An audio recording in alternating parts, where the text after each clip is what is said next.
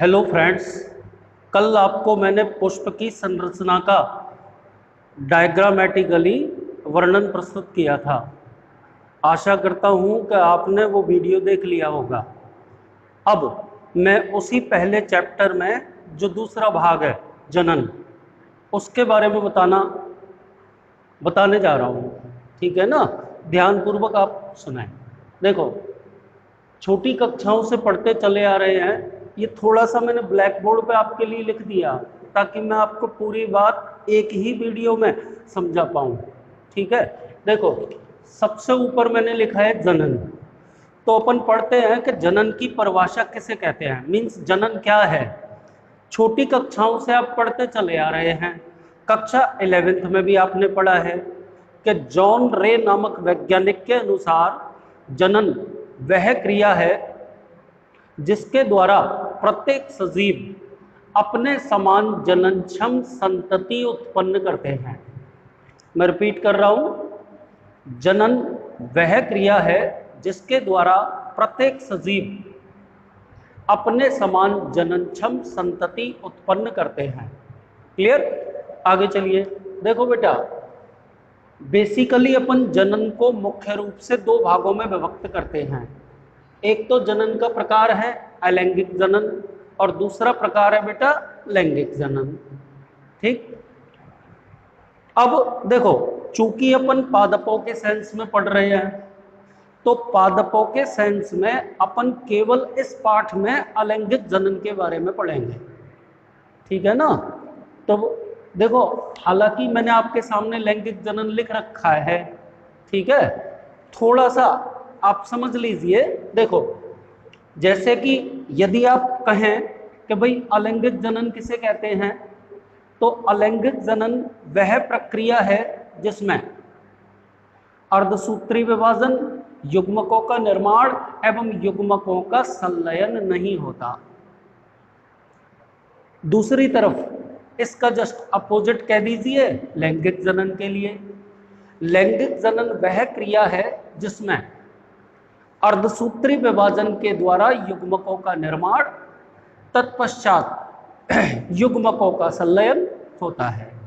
ठीक है? इससे एक बात निकल के सामने ये आती है बेटा कि अलैंगिक जनन एक जनकीय होता है, मतलब उसमें संतति का विकास एक ही जनक से होता है। या आप यूं कह सकते हैं कि अलैंगिक जनन के द्वारा उत्पन्न होने वाली संततियां आकारिकी एवं आनुवांशिकी रूप से जनकों के पूर्णतः समान होती है। क्लियर? अब लैंगिक जनन की बात करते हैं कि चूंकि लैंगिक जनन की प्रक्रिया में अर्धसूत्री विभाजन, युग्मकों का निर्माण और उनका संलयन तीनों घटनाएं होती हैं, विभिन्नताएं डेवलप होती हैं मियोसिस के कारण। एक्चुअल में अपन ये कह सकते हैं कि लैंगिक जनन द्विजनकीय होता है, अर्थात इस प्रक्रिया के अंदर नर तथा मादा जनकों से प्राप्त नर और मादा युग्मकों के संलयन से जीव का विकास होता है। ठीक है बेटा? तो अपन ना लैंगिक जनन को थोड़ी देर के लिए छोड़ देते हैं, इसे बाद में अपन एम्ब्रियोलॉजी में पढ़ेंगे। अभी फिलहाल पहले चैप्टर के अकॉर्डिंग अलैंगिक जनन को मुख्य रूप से दो भागों में विभक्त करते हैं। एक तो बेटा अनिषेक बीजता, जिसको अपन एगैमोस्पोरी कहते हैं। अनिषेक बीजता, एगैमोस्पोरी। ठीक है ना? बहुत ही सरल प्रक्रिया है। इसकी परिभाषा में बोलता हूं कि जनन की वह प्रक्रिया जिसमें बीज का निर्माण तो होता है पर बीज में उपस्थित भ्रूण के निर्माण हेतु युग्मकों का संलयन नहीं होता। Very simple. ऐसे की ऐसे ही आपको सीट में लिखी मिलेगी और ऐसे की ऐसे ही आपको याद करनी है। मैं एक बार फिर से कह रहा हूं, अनिषेक बीजता या एगैमोस्पोरी जनन की वह प्रक्रिया जिसमें बीज का निर्माण तो होता है लेकिन बीज में उपस्थित भ्रूण के निर्माण के लिए युग्मकों का संलयन नहीं होता। क्लियर? अब आगे चलिए। अलैंगिक जनन का दूसरा प्रकार कायिक जनन या कायिक प्रवर्धन एक ही बात है बेटा, बिल्कुल भी कंफ्यूज मत होना। जनन और प्रवर्धन एक ही बात होती है, ठीक है। अब आप ध्यान पूर्वक सुने। देखिए, छोटी कक्षाओं से आप पढ़ते चले आ रहे हैं और यहाँ कक्षा 12 में भी वही परिभाषा है। क्या परिभाषा बोलेंगे आप बोलेंगे बेटा कि पादप के किसी भी कायिक भाग से, कायिक भाग कोई भी हो सकता है, जड़ हो सकती है, तना हो सकता है, पत्तियां हो सकती हैं, और भी आप भाग पढ़ेंगे तो परिभाषा क्या होगी कायिक जनन और कायिक प्रवर्धन की। पौधे के किसी भी कायिक भाग से नव पादप का विकास होना कायिक जनन या कायिक प्रवर्धन कहलाता है। तो जहां तक मैं समझता हूं आपके समझ में बैठ गया होगा कि भाई अलैंगिक जनन को दो मुख्य प्रकारों के अंदर विभक्त किया जाता है। पहला प्रकार इसमें अनिषेक बीजता और दूसरा प्रकार इसमें कायिक जनन या कायिक प्रवर्धन। दोनों की परिभाषा एक बार मैं रिपीट कर रहा हूं, उसके बाद अपन आगे चलेंगे। देखिए, अनिषेक बीजता की परिभाषा में अपन क्या बोलेंगे, जनन की वह प्रक्रिया जिसमें बीज का निर्माण तो होता है लेकिन बीज में उपस्थित भ्रूण के निर्माण के लिए युग्मकों का संलयन नहीं होता। अनिषेक बीजता हो गया। कायिक जनन या कायिक प्रवर्धन की परिभाषा कैसे डिफाइन करेंगे, जनन की वह प्रक्रिया जिसमें पादप के किसी भी कायिक भाग, चाहे वो जड़ हो, चाहे वो तना हो, चाहे वो पत्ती हो, उसी से नव पादप का विकास होता है।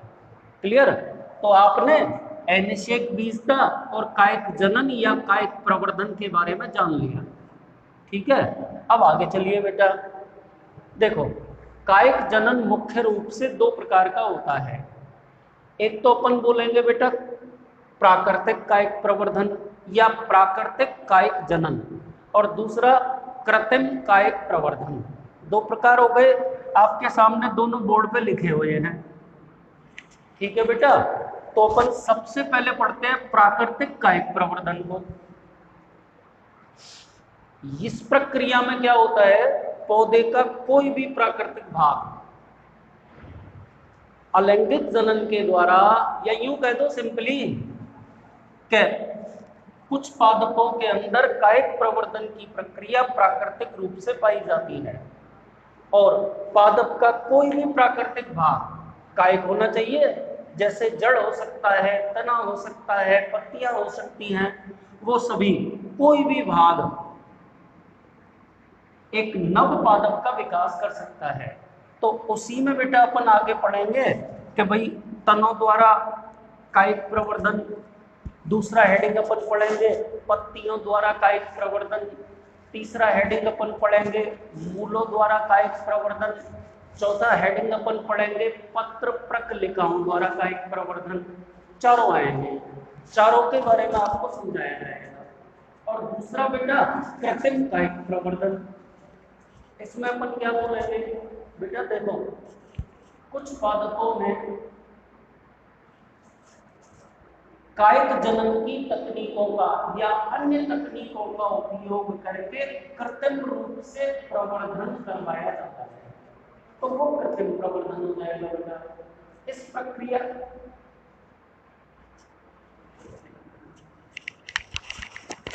प्रक्रिया के द्वारा भी नए पादपों का विकास किया जा सकता है, मीन्स कृत्रिम रूप से। देखो अंडरस्टूड बात है कि यदि कायिक प्रवर्धन की प्रक्रिया पादपों में प्राकृतिक रूप से हो रही है तो उसको प्राकृतिक कायिक प्रवर्धन बोलेंगे, और यदि उन्नत तकनीकों का उपयोग करके पादपों में कायिक प्रवर्धन करवाया जाता है तो उसे कृत्रिम बोलेंगे।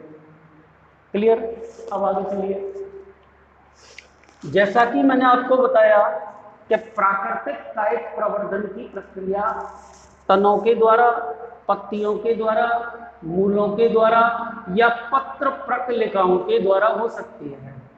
तो अब अपन एक एक करके चारों के बारे में पढ़ेंगे, ठीक है। तो सबसे पहले अपन पढ़ते हैं तनों द्वारा कायिक प्रवर्धन, बिल्कुल सरल है।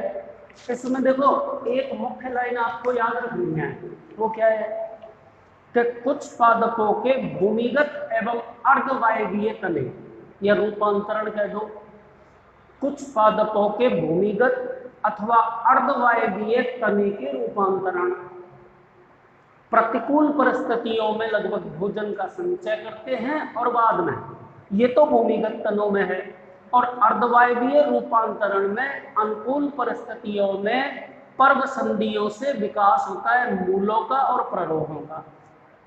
चाहे आप सिंपली ऐसे बोल दो जैसे मैं पढ़ा रहा हूं, तनों द्वारा प्राकृतिक कायिक प्रवर्धन, ठीक है ना। तो आप ये बोलोगे कि कुछ पादपों के तने कायिक प्रवर्धन द्वारा नए पादपों का विकास करते हैं, और उसी के लिए आपके सामने ये 8 स्टेप मैंने नीचे लिख रखे हैं, तनों द्वारा कायिक प्रवर्धन। क्लियर है? तो देखो सबसे पहला इसमें दे रखा है बेटा प्रकंद, दूसरा दे रखा है कंद, तीसरा दे रखा है शल्क कंद, चौथा दे रखा है घनकंद। आप जानते भी होंगे छोटी कक्षाओं से, और ना जानते हो तो जान लो कि ये चारों तने के भूमिगत रूपांतरण है।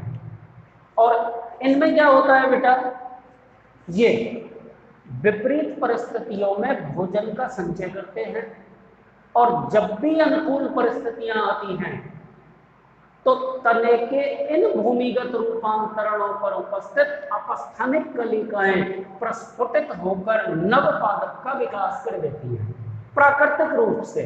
इसीलिए तो ये बेटा चारों के चारों प्राकृतिक कायिक प्रवर्धन के अंतर्गत आ गए। क्लियर? आगे चलो, देखो बेटा प्रकंद का उदाहरण अदरक और केला, कंद का उदाहरण आलू, तीसरे नंबर पे लिखा है शल्क कंद।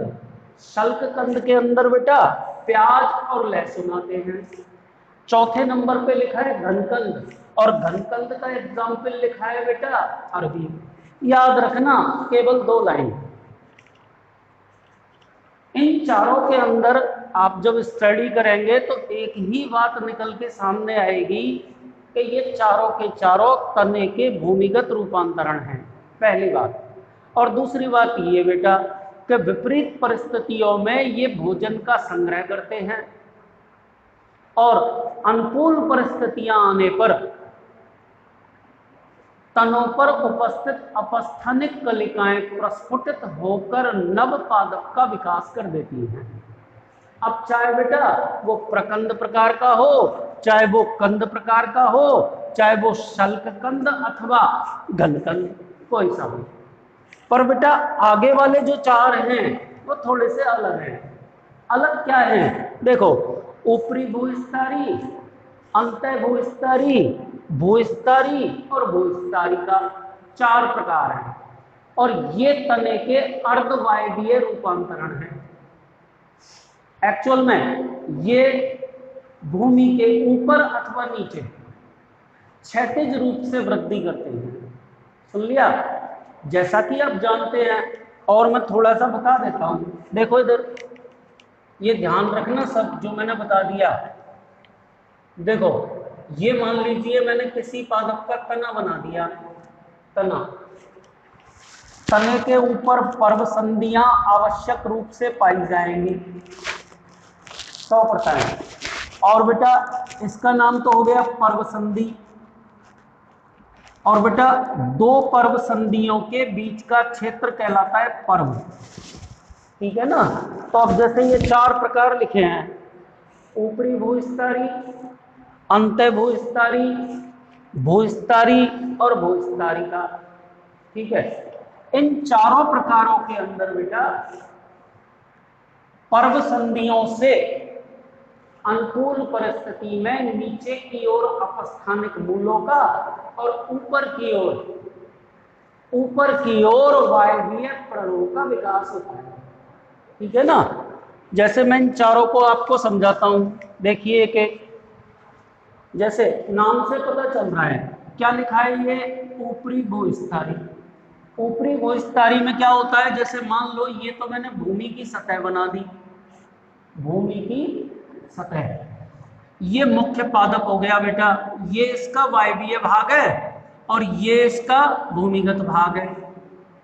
ऊपरी भूविस्तारी समझा रहा हूं, तो तने के आधारी भाग से पार्श्व शाखा निकलेगी। इस शाखा के ऊपर पर्व एवं पर्व संधियां पाई जाएंगी। अनुकूल परिस्थितियों में इन्हीं पर्व संधियों से नीचे की ओर अपस्थानिक मूलों का और ऊपर की ओर वायवीय प्ररोह का विकास होगा। सब ऊपरी भूविस्तारी का एग्जाम्पल सेंटेला और दूरघास है। दूसरा अपन पढ़ेंगे अंतः भूविस्तारी। अंतः भूविस्तारी में कुछ भी नहीं है, तने के आधारी भाग से, चलो दूसरा चित्र बना देता हूं। ये मान लीजिए मैंने भूमि की सतह बना दी, भूमि की सतह, इसके ऊपर ये मैंने मुख्य पादप बना दिया, ये उसका तना हो गया और ये नीचे उसकी मूल हो गई। अंतः भूविस्तारी में आपको क्या पढ़ना है कि यहां से तने के आधारी भाग से निकली शाखा भूमि में क्षैतिज रूप से आगे बढ़ेगी। और बेटा वही बात, तने की शाखा पर पर्व और पर्व संधियां होंगे और इन्हीं पर्व संधियों से नीचे की ओर अपस्थानिक मूलों का और ऊपर की ओर वायवीय प्ररोहों का विकास होगा। ऊपरी भूविस्तारी क्या एग्जाम्पल बताया, सेंटेला और दूरघास। अंतः भूविस्तारी में क्या उदाहरण बताया, पोधीना और गुलदाउदी। और ये बेटा एक विशेष प्रकार के अर्धवायवीय तने हैं जो भूमि पर क्षैतिज रूप से बढ़कर, वही बात, अनुकूल परिस्थितियों में पर्व संधियों से नीचे की ओर अपस्थानिक मूल का और ऊपर की ओर वायवीय प्ररोह। और ये बेटा सबसे अलग है, जिसका उदाहरण जलकुंभी है, पिस्तिया है। एक्चुअल में ये जलीय पादपों में पाए जाते हैं। इनके अंदर एक पर्व वाला तना होता है। जैसे कि मैं आपको बता रहा हूं, देखिए मान लो एक पर्व संधि मैंने ये बना दी, दूसरी पर्व संधि मैंने ये बना दी, और इन दोनों पर्व संधियों के बीच में ये लंबा पतला खोखला एक पर्व हो गया। ध्यान से देखो, इस पर्व संधि पर नीचे की ओर अपस्थानिक मूल विकसित हो जाएगी और ऊपर की ओर जलकुंभी की पत्तियां विकसित हो जाएंगी। एक बहुत बार एक प्रश्न कंपटीशनों में आता रहता है, वो मैं आपको बता रहा हूं। देखो बेटा, आपने 11वीं कक्षा में भी सुना होगा कि जलकुंभी या इकॉर्निया इसका दूसरा नाम है, ये ना समुद्री खरपतवार के रूप में जानी जाती है। इसमें कायिक प्रवर्धन की अति विकसित क्षमता पाई जाती है। यदि किसी तालाब या समुद्र या किसी जलाशय में जलकुंभी उत्पन्न हो जाए तो बेटा तीव्र कायिक प्रवर्धन के कारण कुछ ही समय में, कुछ ही दिनों में पूरे के पूरे जलाशय की सतह पर जलकुंभी की परत फैल जाएगी। सरकार को करोड़ों रुपए खर्च करने पड़ते हैं जलाशयों की सतह से जलकुंभी को हटाने के लिए। तो बेटा याद रखना कि भारत में समुद्री खरपतवार के रूप में किस पादप को जाना जाता है, तो आप बोलेंगे जलकुंभी, इकॉर्निया क्रेसीपेस, ये इसका बायोलॉजिकल नाम है। तो बेटा यहां में रुक के एक बार थोड़ा सा बैक से चलता हूं ताकि आपके सारी चीजें एक साथ समझ में आ जाए, क्योंकि फिर मैं आगे बढ़ जाऊंगा। तो ध्यान से देखें, मैं कह रहा हूं सबसे पहले आपने लिखा जनन। जनन की आपको परिभाषा बताई। जनन दो प्रकार का होता है, अलैंगिक जनन और लैंगिक जनन। दोनों में डिफरेंसेस, एक मुख्य अंतर आप याद रख लीजिए कि बेटा अलैंगिक जनन की क्रिया में अर्धसूत्री विभाजन, युग्मकों का निर्माण एवं युग्मकों का संलयन नहीं होता। दूसरी बात, अलैंगिक जनन के द्वारा उत्पन्न होने वाली संततियां आकारिकी और आनुवंशिकी रूप से अपने जनकों के समान होती हैं। दो बात याद रखनी पड़ेंगी। और बेटा लैंगिक जनन में इसका जस्ट अपोजिट कर दीजिए। क्या अपोजिट करोगे बेटा? एक तो आप बोल दोगे कि लैंगिक जनन की क्रिया में दो अलग अलग जनकों से प्राप्त युग्मकों का संलयन होता है। तो इसका मतलब क्या हुआ कि चूंकि लैंगिक जनन द्विजनकीय है, अतः संतति में विभिन्नताएं उत्पन्न हो जाएंगी, वो अपने जनकों से पूर्णतः भिन्न होगी। और दूसरी बात क्या बोल दोगे बेटा? अर्धसूत्री विभाजन, युग्मकों का निर्माण और उनका संलयन पाया जाता है। आगे चलिए। अलैंगिक जनन दो प्रकार का होता है। एक तो लिखा बेटा मैंने यहाँ पे अनिषेक बीजता, और दूसरा कायिक प्रवर्धन। अनिषेक बीजता की आपको केवल परिभाषा याद करनी है, बहुत सरल सी, कि जनन की वह प्रक्रिया जिसमें बीज का निर्माण तो होता है, परंतु बीज में उपस्थित भ्रूण के निर्माण के लिए युग्मकों का संलयन नहीं होता। कहानी खत्म। अब आइए कायिक प्रवर्धन पर। पौधे के किसी भी कायिक भाग जैसे जड़, तना, पत्ती आदि से नए पादप का विकास होना कायिक जनन या कायिक प्रवर्धन कहलाता है। ठीक है बेटा, अब आगे चलिए। कायिक प्रवर्धन दो प्रकार का होता है, प्राकृतिक और कृत्रिम। और आपको बता चुका हूं कि प्राकृतिक कायिक प्रवर्धन पादप के किसी भी प्राकृतिक भाग से हो सकता है। तो उसमें अपन ने सबसे पहला लिया तनों द्वारा कायिक प्रवर्धन। और तनों द्वारा कायिक प्रवर्धन में अपन ने 8 बातें पढ़ी। कितनी बातें? 8। कौन कौन सी पढ़ी? ध्यानपूर्वक सुने। प्रकंद, कंद, सल्ककंद, घनकंद, ऊपरी भूस्तरी, अंत भूस्तरी, भूस्तरी और भूस्तरी का 8 हो गई। सबके अलग अलग एग्जाम्पल आपके सामने बोर्ड पे लिखे हैं, मैं एक बार रिपीट कर देता हूं। देखिए, प्रकंद बेटा अदरक और केला, कंद में आलू, शल्ककंद में प्याज और लहसुन, घनकंद में अरवी, ऊपरी भूस्तरी के अंतर्गत सेंटेला एवं दूब घास, अंत्य भूस्तरी के अंतर्गत पुदीना और गुलदाउदी, भूस्तरी के अंतर्गत स्ट्रॉबेरी, एंड लास्ट भूस्तरिका के अंतर्गत जलकुंभी। जलकुंभी के बारे में आपको मैं बता चुका हूं। क्या बताया था?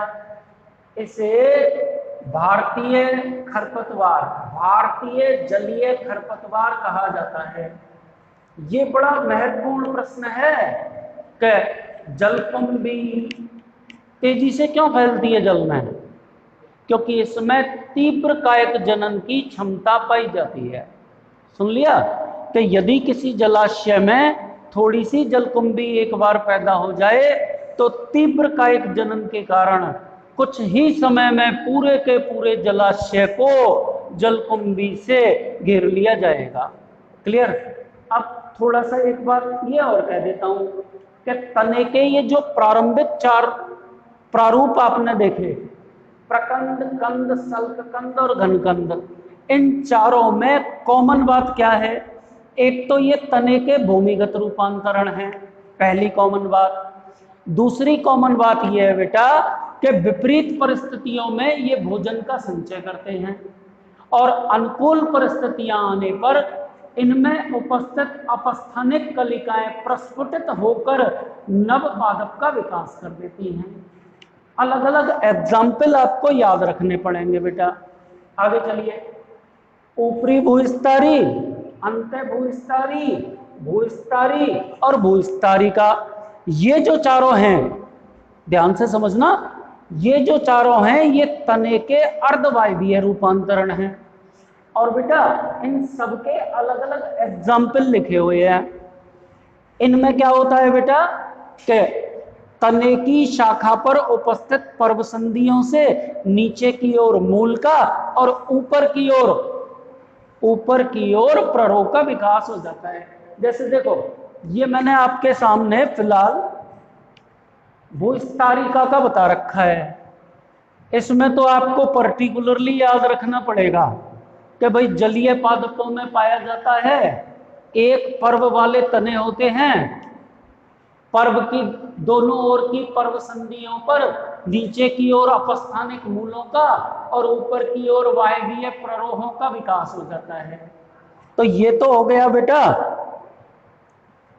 तनों द्वारा कायिक प्रवर्धन, प्राकृतिक कायिक प्रवर्धन। अब आ जाइए बेटा पत्तियों द्वारा कायिक प्रवर्धन पे। आराम से समझ में आ जाएगा यदि आप ध्यानपूर्वक सुनेंगे। देखो बेटा बोर्ड पे दो एग्जाम्पल लिखे हुए हैं, एक तो लिखा है बिगोनिया और दूसरा लिखा है ब्रायोफिलम। मेरे हिसाब से छोटी छोटी क्लासों से पढ़ते चले आ रहे होंगे कि कुछ पादपों की पत्तियां कायिक प्रवर्धन के द्वारा नए पादप का विकास कर सकती हैं। कौन कौन से दो एग्जाम्पल लिखे हैं बेटा? बिगोनिया और ब्रायोफिलम।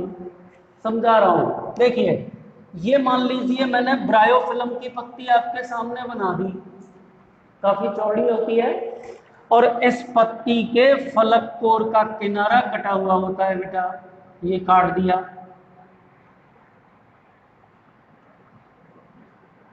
फलक कोर का किनारा कटा हुआ होता है, ठीक है ना। इसके अंदर अपस्थानिक कलिकाएं पाई जाती हैं, ठीक है बेटा। तो जब ये पत्तियां पादप से टूटकर भूमि में गिर जाती हैं, गिर करके मिट्टी में दब जाती हैं, तो क्या होता है? इन्हीं अपस्थानिक कलिकाओं का प्रस्फुटन हो जाता है और इन अपस्थानिक कलिकाओं के प्रस्फुटन से ऊपर की ओर वायवीय प्ररोहों का और नीचे की ओर अपस्थानिक मूलों का विकास हो जाता है।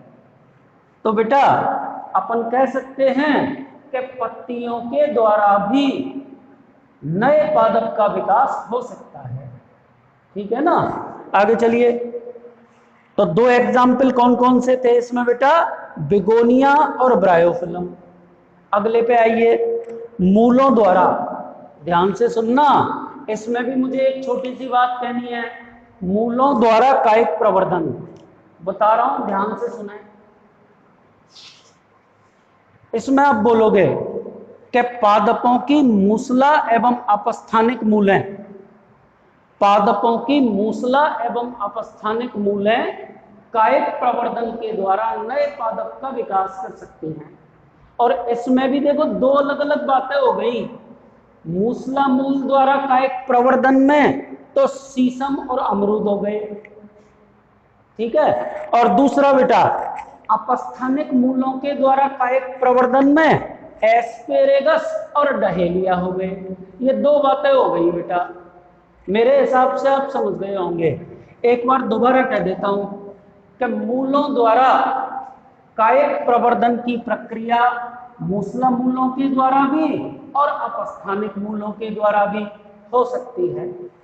मूसला मूलों के द्वारा कायिक प्रवर्धन का उदाहरण शीशम और अमरूद, अपस्थानिक मूलों के द्वारा कायिक प्रवर्धन का उदाहरण एस्पेरेगस, शकरकंद और डहेलिया है। तो अब अपन नंबर 4 पे आ गए, पत्र प्रकलिकाओं द्वारा कायिक प्रवर्धन। इसका उदाहरण दे रखा है अगेव। अब इसको थोड़ा सा ध्यान से सुनना पड़ेगा। देखो पत्र प्रकलिका, इसको इंग्लिश में कहते हैं बेटा बुलबिल्स। क्या बोलते हैं? बुलबिल्स कहते हैं, पत्र प्रकलिका या बुलबिल्स। देखो थोड़ा सा सुनो कि जब भी किसी पादप का विकास होता है तो पादप में दो प्रकार की कलिकाएं विकसित होती हैं। एक तो होती है बेटा कायिक कलिका और दूसरी होती है बेटा पुष्प कलिका। कायिक कलिका से पादप के विभिन्न कायिक भागों का विकास होता है और पुष्प कलिका से केवल और केवल पुष्प का विकास होता है। अब थोड़ी सी ध्यानपूर्वक सुनना। कुछ पादपों के अंदर ये जो पुष्प कलिका है ये रूपांतरित होकर के बहुकोशिकीय मासल संरचना में बदल जाती है और वही बहुकोशिकीय मासल संरचना पत्र प्रकलिका या बुलबिल्स कहलाती है। तो जब ये बुलबिल्स अथवा पत्र प्रकलिका परिपक्व हो जाती है तो परिपक्व हो जाने के पश्चात पादप से गिरकर जमीन पे आ जाती है और अनुकूल परिस्थितियां आने पर एक नए पादप का विकास कर सकती है। तो जहां तक मैं समझता हूं, आपको मैंने प्राकृतिक कायिक प्रवर्धन के सारे प्रकार एक साथ बता दिए। केवल इन प्रकारों को मैं एक बार रिपीट कर रहा हूं, ठीक है ना, क्योंकि फिर अपन कृत्रिम कायिक प्रवर्धन पे आ जाएंगे। तो थोड़ा सा आप सुने। प्राकृतिक कायिक प्रवर्धन पौधे के किसी भी कायिक भाग से हो सकता है, आपके सिलेबस के अकॉर्डिंग तनों द्वारा, पत्तियों द्वारा, मूलों द्वारा, पत्र प्रकलिकाओं द्वारा। तनों द्वारा में बेटा प्रकंद लिखा हुआ है बोर्ड पे, कंद, सल्क कंद, घन कंद, ऊपरी भूस्तरी, अंत भूस्तरी, भूस्तरी एंड भूस्तरी का। सबके आपको एटलीस्ट एक एक दो दो एग्जाम्पल याद करने पड़ेंगे। एक चीज और याद रखनी पड़ेगी कि अग्र जो चार हैं, प्रकंद, कंद, सलकंद और घनकंद, ये तने के भूमिगत रूपांतरण हैं। विपरीत परिस्थितियों में भोजन का संचय करते हैं और अनुकूल परिस्थितियां आने पर अपस्थनिक कलिकाओं के प्रस्फुटन से एक नए पादप का विकास कर देते हैं। ठीक है, ऐसे ही ये पीछे वाले चार, ऊपरी भूस्तरी, अंत भूस्तरी, भूस्तरी और भूस्तरी का, इनमें पर्व संधियों पर उपस्थित कलिकाओं के प्रस्फुटन से नए पादप का विकास होता है। अब आइए बेटा, तनों द्वारा खत्म हो गया, पत्तियों द्वारा में कौन कौन से दो एग्जाम्पल याद रखने हैं, बेगोनिया और ब्रायोफिलम। मूलों द्वारा आपको मैं बता चुका हूं कि पादपों की मूसला एवं अपस्थानिक मूलें, पादपों की मूसला एवं अपस्थानिक मूलें नए पादप का विकास कर सकती हैं। तो मूसला मूल में तो बेटा शीशम और अमरूद, और अपस्थानिक मूलों में एस्पेरेगस और डहेलिया। और चौथा बेटा पत्र प्रकलिकाओं के द्वारा। क्या बोलना पड़ेगा इसमें कि कुछ पादपों में पुष्पकलिका रूपांतरित होकर के बहुकोशिकीय मासल संरचना का विकास करती है। वही मासल बहुकोशिकीय संरचना कहलाती है बेटा, क्या कहलाती है, बुलबिल्स कहलाती है। सुन लिया ना। और ये जो बुलबिल्स या पत्र प्रकलिका है, यह परिपक्व होकर के एक नए पादप का विकास कर देती है। तो बेटा ये आपने प्राकृतिक कायिक प्रवर्धन का पूरा प्रोसीजर पढ़ लिया। अब एक बार आप ध्यान से पूरा का पूरा सीट में पढ़ना, फिर आप मुझे कमेंट में बताना कि कौन सी चीज समझ में आपके नहीं बैठी है। अब अपन शुरू करेंगे। आप गौर करो थोड़ा पीछे से। मैंने आपको बताया था कि कायिक प्रवर्धन की प्रक्रिया दो भागों में बटी होती है, एक तो प्राकृतिक कायिक प्रवर्धन और दूसरा कृत्रिम कायिक प्रवर्धन। ठीक है ना।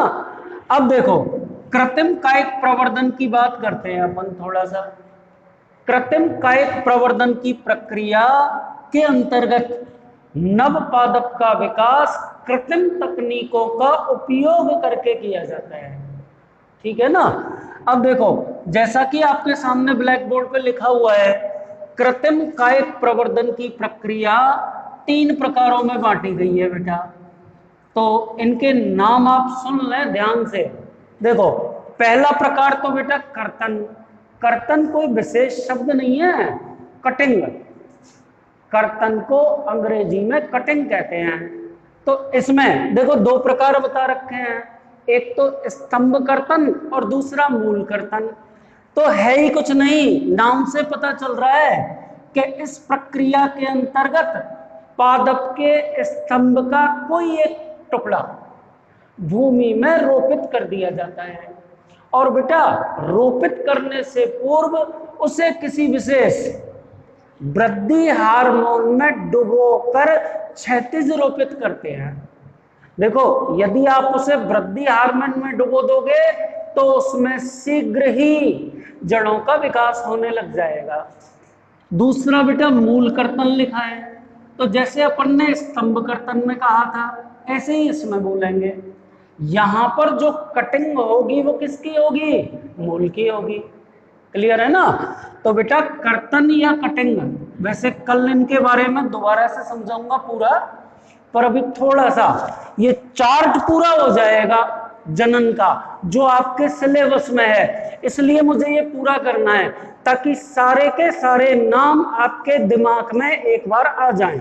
ठीक, देखिए कर्तन हो गया, कर्तन को दो प्रकारों में बांटा, स्तंभ कर्तन और मूल कर्तन। उसके बाद दूसरी विधि दाब लगाना, बहुत सरल विधि है। दाब लगाने वाली विधि को दो भागों में विभक्त करते हैं, एक तो टीला दाब विधि और दूसरी वायु दाब विधि या गुट्टी लगाना। दोनों विधियां आपको अगले वीडियो में समझाऊंगा, बहुत सरल है। टीला दाब विधि की जो प्रक्रिया है वो तो छोटे आकार के पादपों में करते हैं, तो भूमि के जो निकट शाखा है ना उसी शाखा को भूमि में दबा देते हैं, और ये बेटा ऊंचे आकार के वृक्षों में की जाती है। आगे चलिए, तीसरी प्रक्रिया कौन सी है? रोपण। और रोपण भी बहुत सरल है, इसको इंग्लिश में बोलते हैं ग्राफ्टिंग, और ग्राफ्टिंग का मतलब होता है दो पादपों को जोड़ने की कला। कुछ नहीं बेटा, एक तो इसमें निम्न गुण वाला पादप होता है और एक उच्च गुण वाला पादप होता है। निम्न गुण वाले पादप को स्कंद कहते हैं, उच्च गुण वाले पादप को कलम कहते हैं। तो ना निम्न गुण वाले पादप के ऊपर उच्च गुण वाले पादप को रोपित कर दिया जाता है। रोपित करने से मतलब दोनों को जोड़ दिया जाता है काट करके, ताकि उनकी एधाएं एक दूसरे के संपर्क में रहें। थोड़े दिनों बाद उनके संवहन ऊतक भी आपस में जुड़ जाते हैं, और जुड़ने के पश्चात उस निम्न गुण वाले पादप में उच्च गुण वाले पादप के कुछ लक्षणों का समावेश हो जाता है। तो बेटा रोपण की जो प्रक्रिया है इसको इंग्लिश में ग्राफ्टिंग कहते हैं। 4 प्रकार का होता है, जिभ्यारोपण, खच्चर रोपण, किरीट रोपण और कलिका रोपण। ये चारों प्रकार मैंने आपको बता दिए। अब एक बार आप पूरे के पूरे चार्ट को सुन लें ताकि पूरा का पूरा चार्ट आपके सामने आ जाए। देखो बेटा, अपन ने सबसे ऊपर लिखा जनन। जनन को दो भागों में विभक्त किया, अलैंगिक जनन और लैंगिक जनन। मैं आपको बता चुका हूं, इस पाठ में अपन को जनन पादपों के सेंस में पढ़ना है, तो लैंगिक जनन अलग से पढ़ेंगे। फिलहाल अपन अलैंगिक जनन के बारे में पढ़ेंगे। तो अलैंगिक जनन को दो भागों में बांटा, एक तो अनिषेक बीजता और दूसरा कायिक जनन या कायिक प्रवर्धन। अनिषेक बीजता की आपको मैंने परिभाषा बता दी, कैसे बताई थी, ऐसे ही रिपीट कर रहा हूं, सुन लो। जन्म की वह प्रक्रिया जिसमें बीज का निर्माण तो होता है, लेकिन बीज में उपस्थित भ्रूण के निर्माण के लिए युग्मकों का संलयन नहीं होता, ये अनिषेक बीजता हो गई। कायिक प्रवर्धन के मैंने 2 प्रकार बताए, प्राकृतिक कायिक प्रवर्धन और दूसरा प्रकार कृत्रिम कायिक प्रवर्धन। प्राकृतिक कायिक प्रवर्धन पादप के किसी भी प्राकृतिक भाग जैसे तने से, मूल से, पत्तियों से और पत्र प्रकलिकाओं से हो सकता है। तनों द्वारा कायिक प्रवर्धन के आपने 8 प्रकार पढ़े, प्रकंद, कंद, शल्क कंद और घनकंद, ऊपरी भूस्तरी, भूस्तरी, अंत भूस्तरी और भूस्तरी का। सुन लिया? अब अपन आए कृत्रिम कायिक प्रवर्धन पे, और कृत्रिम कायिक प्रवर्धन के अंदर बेटा 3 प्रकार आपने पढ़े, कर्तन, दाब लगाना और रोपण। कर्तन के अंदर बेटा स्तंभ कर्तन और मूल कर्तन। दाब लगाना के अंदर टीला दाब विधि, वायु दाब विधि या गुट्टी लगाना। रोपण के अंदर जिभ्यारोपण, पच्चर रोपण, किरीट रोपण एंड कलिका या कलम रोपण। तो इस तरह से ये पूरा का पूरा चार्ट आपके सामने मैंने एक बार बता दिया। ध्यान देके ये पूरा का पूरा आप याद करेंगे, और इसमें कोई भी समस्या आपको आए कल आपका ये पहला चैप्टर मैं खत्म कर दूंगा। सुन लिया? इसमें कुछ छोटे छोटे जनन से संबंधित प्रश्न हैं, उन प्रश्नों को आप पढ़ेंगे। कोई भी चीज आपको समझ में नहीं आई तो आप मुझे बताएंगे, आपकी पूरी की पूरी समस्या सॉल्व होगी। इस यूनिट में बेटा 4 लेसन हैं, चारों के चारों पूरे किए जाएंगे।